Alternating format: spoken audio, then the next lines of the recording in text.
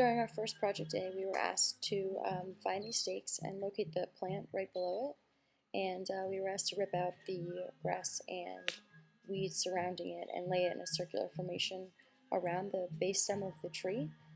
This provided that dirt area with some shade to keep the moisture in the dirt, because it tends to be a problem around this area.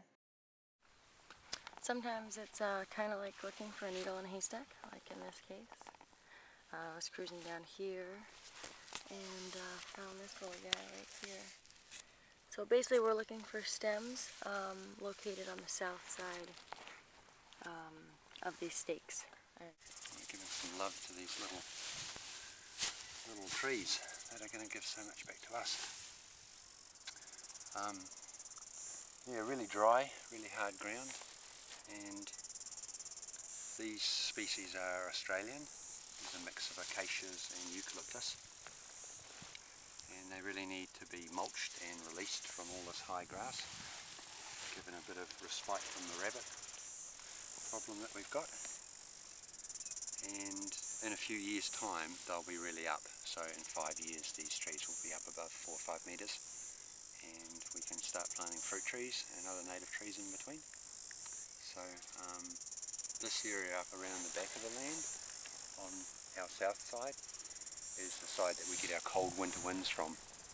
So we're trying to grow the biggest trees at the back, and then down in the valley there we want to create pockets of shelter where we can grow small vulnerable trees, particularly subtropical trees, citrus, macadamias, avocados, lots of things like bananas and pawpaws, things that grow fast and give us food fast.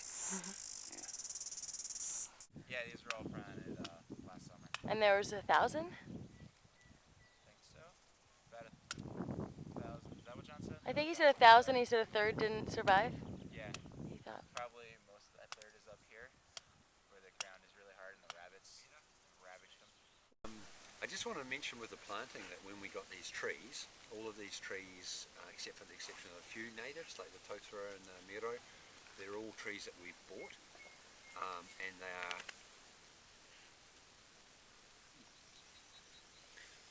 they're all Australian trees. They were all planted last summer sometime, either just before Christmas or a little bit afterwards, and for the most part they're doing really well, really happy with the growth out there.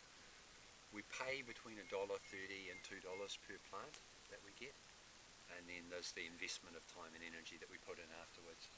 Once they get to about 2 years, 3 years, you can pretty much guarantee they're going to survive, short of, you know, getting knocked over by a strong wind or whatever.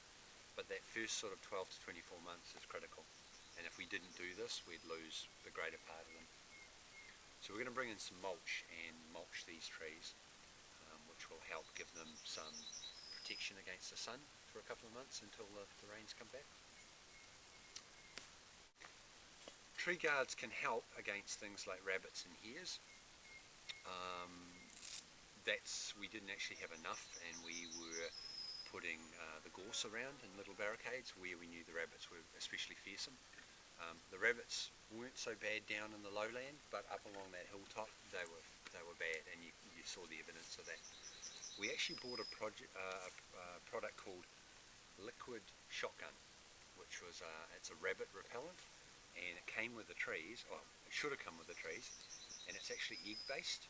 Like everything we're doing on the land is organic, apart from the fact that we use fossil fuels in the chainsaws and things, but we're not using pesticides, herbicides, those sorts of things.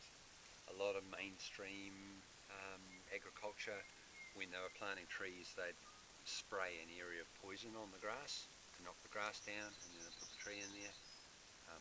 It might help that tree, but it's got other consequences.